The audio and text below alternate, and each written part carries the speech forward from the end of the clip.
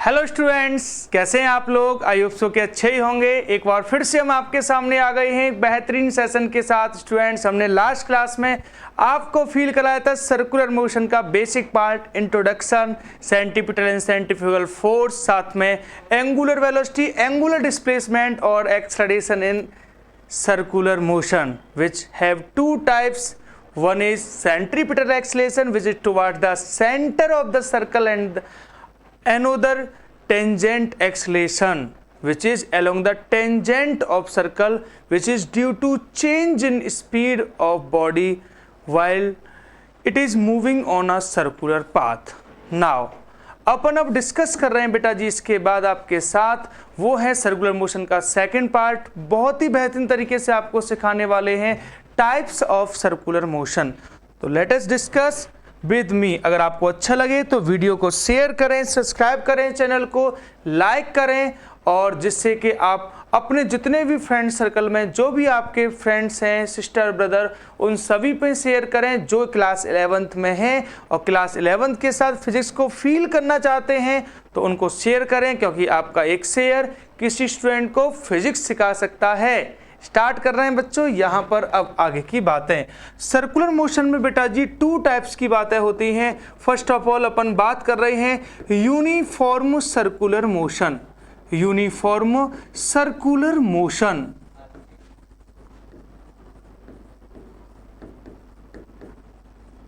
Uniform circular motion.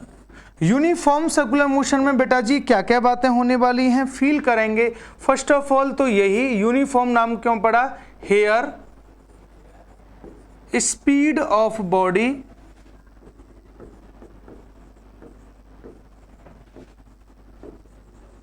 Remains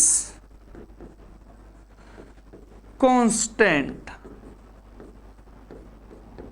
यहां जो body की स्पीड है वो कांस्टेंट रहेगी, पहली वाली बात। Number B, here velocity oblique acceleration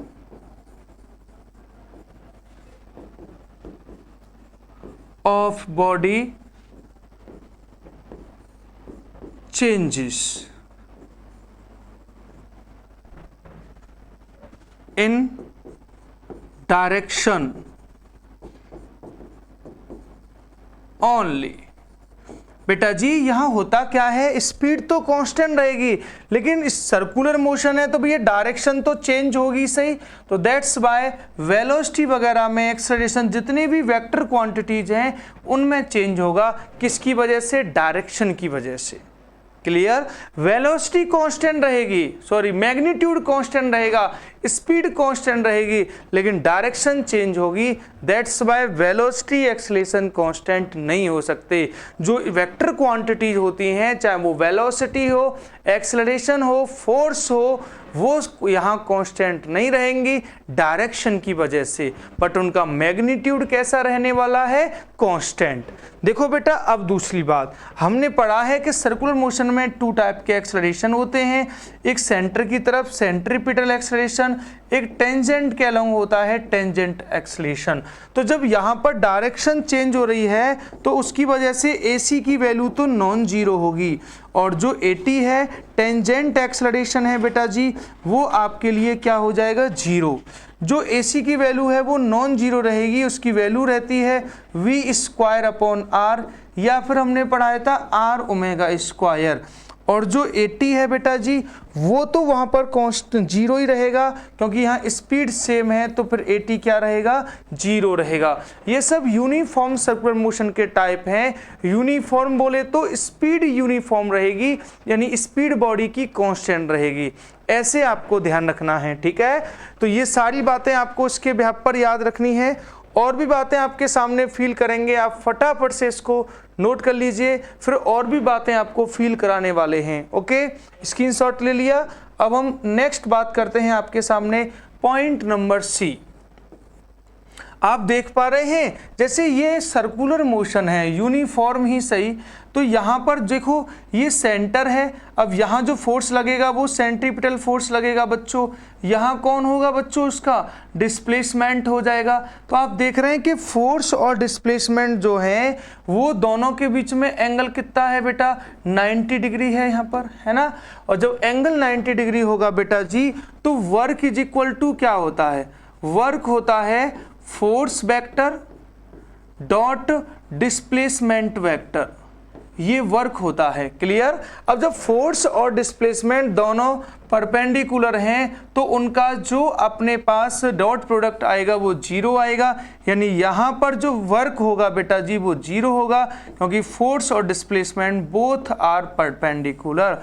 तो यूनिफॉर्म सर्कुलर मोशन में वर्क डन कैसा होता है, जीरो।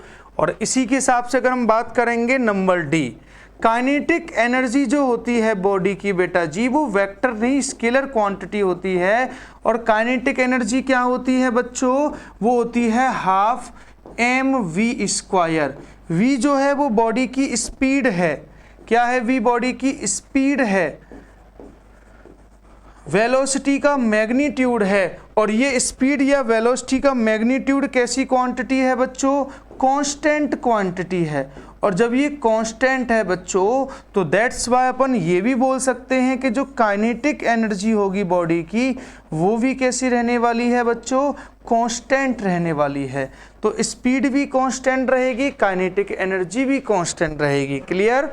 तो वर्क जीरो रहेगा यूनिफॉर्म सर्कुलर मोशन में, स्पीड और काइनेटिक एनर्जी कांस्टेंट रहने वाली हैं। ये सब बेसिक बातें आपको ध्यान रखनी है ताकि यहाँ से बनने वाला क्वेश्चंस आपसे इजीली हो जाए और आप लोग बहुत अच्छे से ये सारी बातें कर पाएं। ठीक है। तो ये यूनिफॉर्म सर्कुलर मोशन के टाइप थे, आपने स्क्रीनशॉट लिया, इसको अच्छे से फील किया। अब हम बात करते हैं बच्चों नॉन यूनिफॉर्म सर्कुलर मोशन की। आओ नाउ अपन डिस्कस कर रहे हैं नॉन यूनिफॉर्म सर्कुलर मोशन। तो नॉन यूनिफॉर्म का मीन्स यही है कि यहाँ बॉडी की डायरेक्शन के साथ साथ जो स्पीड है वो भी चेंज होगी, तो ये होगा non uniform circular motion. Uniform circular motion में वेलोसिटी का मैग्नीट्यूड यानी स्पीड जो है वो कांस्टेंट रहती है, नॉन यूनिफॉर्म में वेलोसिटी का मैग्नीट्यूड यानी स्पीड जो है वो कांस्टेंट नहीं होती है। आप ध्यान रखेंगे जैसे ये सर्कुलर मोशन है बच्चों, ये इसका सेंटर हो चुका है और अपन देखेंगे तो ये जो बना हुआ है ना अपन के पास, ये है एसी सेंट्रीपिटल एक्सेलरेशन, ये टेंजेंट एक्सेलरेशन, सारी बातें हैं। स्पीड यहाँ पर कांस्टेंट रहती है बेटा जी। तो अगर हम यहाँ से स्पीड चेंज होती है, सबसे फर्स्ट बात करेंगे तो यही कि हेयर स्पीड, जिसको हम बोल सकते हैं magnitude of velocity,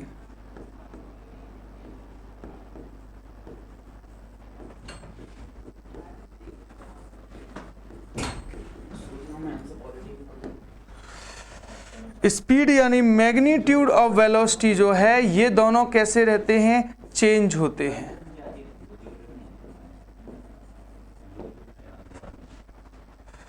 number B, velocity, acceleration,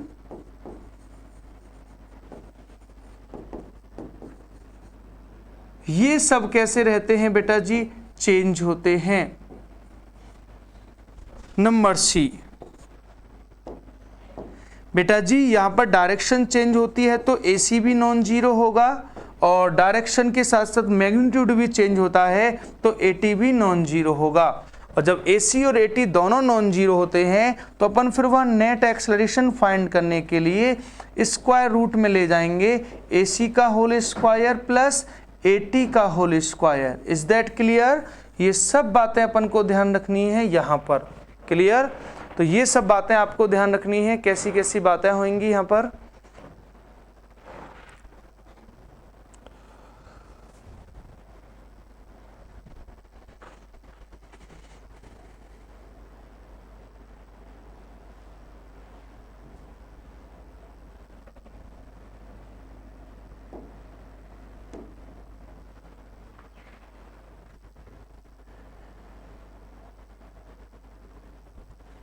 okay, आपने नोट किया। अब अपन और भी बातें करने वाले हैं यहाँ पर uniform non uniform circular motion में। जैसे आपको एग्जांपल में हम दिखाएंगे, तो ये है बेटा vertical circular motion.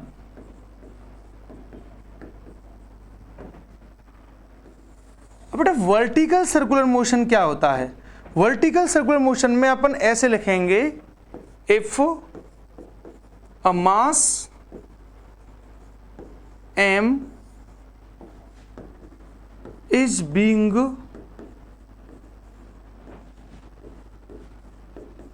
rotate by a string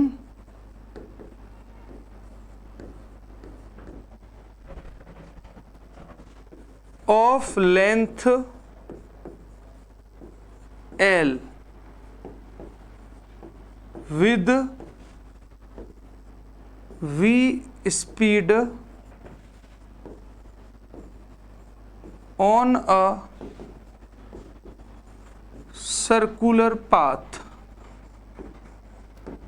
हमने क्या करना है, जैसे मान लो अपन ये वाला काम कर रहे हैं, ये एक स्ट्रिंग अपने ले ली एल लेंथ की, ये मास है और अपन इसको ऐसे घुमा रहे हैं ये, तो आप देख रहे हैं इसको हम क्या बोलेंगे, वर्टिकल सर्कुलर मोशन। वर्टिकल का मीन्स होता है बेटा परपेंडिकुलर टू द प्लेन, और हॉरिजॉन्टल सर्कुलर मोशन ऐसे ये करके दिखाओ, ये कौन सा हो गया, ये है हॉरिजॉन्टल सर्कुलर मोशन और this is vertical circular motion. Clear? अब देखो इसमें कॉन्सेप्ट क्या है कि ये जो स्ट्रिंग की लेंथ है ना, स्ट्रिंग की जो लेंथ है वही यहाँ सर्कल की रेडियस की बराबर काम करेगी, यानी कुछ कॉन्सेप्ट ऐसा बनेगा, ऐसा ध्यान से समझेंगे आप लोग। ये बनेगा बेटा सर्कुलर पाथ ऐसे तरीके से, ये स्ट्रिंग की लेंथ हो जाएगी एल और बेटा जी ये रेडियस का काम करेगी। एम मास की बॉडी यहाँ लोएस्ट पॉइंट पर रहेगी, कभी ये एम मास की बॉडी यहाँ हाईएस्ट पॉइंट पर रहेगी। एम वी वेलोसिटी इधर हो जाएगी बच्चों, वी वेलोसिटी इधर हो जाएगी, ठीक है, ये वाला पॉइंट होगा। तो अगर हम बात करेंगे लोएस्ट पॉइंट पर, सबसे पहले हम बात करेंगे यहाँ पर एट लोएस्ट पॉइंट।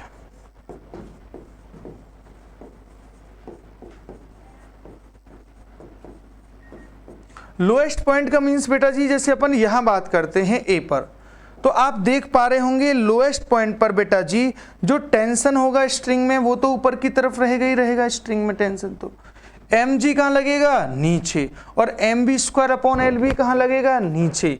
तो बेटा जी टी इज इक्वल टू हो जाएगा M G plus M V square upon L. ये जो टेंशन होगा ना रोप में, स्ट्रिंग में, वो कहाँ होगा, लोएस्ट पॉइंट पर। लोएस्ट पॉइंट पर जो टेंशन होगा वो ज़्यादा रहेगा, सीधी सी बात है, क्योंकि mg और mb स्क्वायर अपॉन l दोनों ही प्लस हो जाएंगे, तो लोएस्ट पॉइंट पर टेंशन की वैल्यू ज़्यादा रहेगी। क्लियर है? ये वाली बात आपको ध्यान रखनी है यहाँ से। अब हम इसी में अगर आपको बताएं टेंशन हाईएस्ट पॉइंट पर क्या होगा, तो अगर मैं टेंशन एट हाईएस्ट पॉइंट की बात करता हूं तो वो हो जाएगा mg, तो नीचे लगेगा, और M B square upon L ऊपर लगेगा, तो ये हो जाएगा M V square upon L minus M G. ये हाईएस्ट पॉइंट पर टेंशन होगा। जैसे यहाँ बात करोगे टेंशन नीचे, एम जी नीचे, और M B square upon L कहाँ लगेगा, ऊपर। तो बेटा अगर इसको बैलेंस करेंगे तो tension plus M G equals to M B square upon L, M G उसमें से माइनस हो जाएगा। तो ये हाईएस्ट पॉइंट पर टेंशन जो आ रहा है वो मिनिमम आ रहा है, और लोएस्ट पॉइंट पर जो टेंशन आ रहा है बेटा जी ये मैक्सिमम आ रहा है, ये है। तो ये बात होती है बेटा नॉन यूनिफॉर्म सर्कुलर मोशन की। यहाँ से बहुत सारी बातें आपके सामने बनती हैं, इस टाइप के सीधे सीधे क्वेश्चन आपसे आते हैं कि भाई इतना वेलोसिटी दे रखी है, मास दे रखा है, तो बताओ जो ऑब्जेक्ट है वो किस पॉइंट पर होगा, किस तरीके से वहाँ पर बातें होंगी। इस टाइप के बहुत सारे क्वेश्चंस, बहुत सारे वेरिएशंस यहाँ से बनते हैं नॉन यूनिफॉर्म सर्कुलर मोशन से, ठीक है। एक लास्ट क्लास में हमने आपको क्वेश्चन कराया था ए नेट एक्सलेशन निकालने का, AC और A AC और AT का दोनों का कॉम्बिनेशन बनाकर उस टाइप के क्वेश्चंस भी यहाँ से बन जाते हैं, वो भी आपको ध्यान रखने हैं। क्लियर बात बेटा? तो आप ये सारी बातें आप अच्छे से ध्यान रख सकते हैं ना। तो आप इसका फटाफट से स्क्रीनशॉट ले लीजिए, फिर मैं आपको और भी आगे की बातें सिखाऊंगा बहुत अच्छे से, आप लोग समझिए बात को जी। अब ये वाली बात तो हो गई हमारे पास सर्कुलर मोशन से रिलेटेड बेटा जी। अब हम यहाँ से कुछ क्वेश्चंस को फील कराते हैं आपको लेकर। जैसे क्वेश्चन आएगा, अ mass of 2 kg is being rotated by a string of 10 meter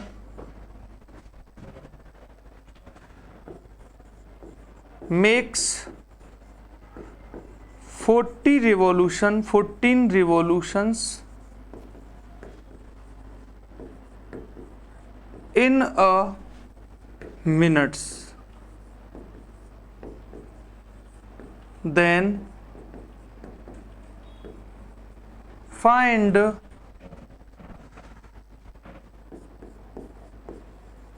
tension in string at lowest point of path. जैसे बेटा जी आपके लिए ये सर्कुलर मोशन हो रहा है और यहाँ पर ये मास L लेंथ की स्ट्रिंग से M मास सर्कुलर मोशन कर रहा है V स्पीड से, तो आपको इस लोएस्ट पॉइंट पर टेंशन फाइंड करना है। इस पर mg कहाँ लगेगा? नीचे, और mv²/LB कहाँ अप्लाई होगा बेटा जी? नीचे। तो अब आप यहाँ से फील करिए बात को कि टेंशन इज इक्वल टू क्या हो जाएगा? टेंशन इज इक्वल टू हो जाएगा mg प्लस mv²/L। आपको पता है v इक्वल टू क्या होता है? r omega, r omega. तो सबसे पहले v की वैल्यू ही निकाल लेते हैं ना अपन। v इज इक्वल टू क्या हो जाएगा अपने पास? r क्या है? लेंथ हो जाएगी इसकी, और ओमेगा को क्या बोलेंगे बेटा? 2πf। अब आप देखो 40 रिवॉल्यूशंस हो रहे हैं कितने मिनट में? 60 मिनट में या 60 सेकंड में, यानी 60 सेकंड में कितने रिवॉल्यूशन है? 14। तो 1 सेकंड में कितने रिवॉल्यूशन होंगे बेटा जी?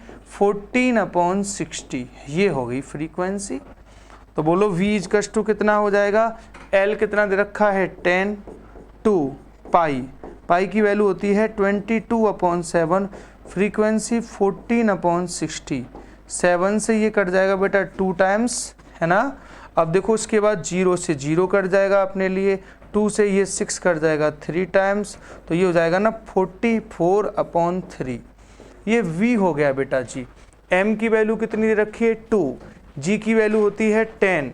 v अपन का यहाँ से आ गया, l अपने पास है, तो हम यहाँ से टेंशन निकाल सकते हैं लोएस्ट पॉइंट पर, जो कि मैक्सिमम वैल्यू रखेगा। ऐसे हाईएस्ट पॉइंट पर पूछते तो mv²/L माइनस mg कर देते, ठीक है। और इस टाइप के क्वेश्चंस को इजीली सॉल्व किया जा सकता है। बहुत ही बेहतरीन टाइप के क्वेश्चंस थे, इजीली सॉल्व हो गए हैं। आप लोग ध्यान रखेंगे, बहुत अच्छे से सारी चीज़ों को फील करेंगे। Is that clear? Any problem? I hope so के नो प्रॉब्लम।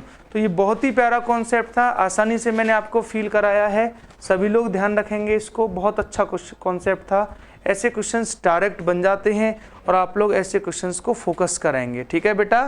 तो ये था बेटा हमारे पास सर्कुलर मोशन का कंप्लीट डिस्कशन। सर्कुलर मोशन हमारा फिनिश हुआ।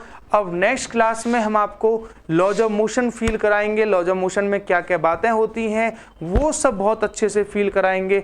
आप लोग अच्छे से मेहनत करते रहिए, प्रिपरेशन करते रहिए। कोई भी डाउट हो तो आप कमेंट सेक्शन में ज़रूर बताएं।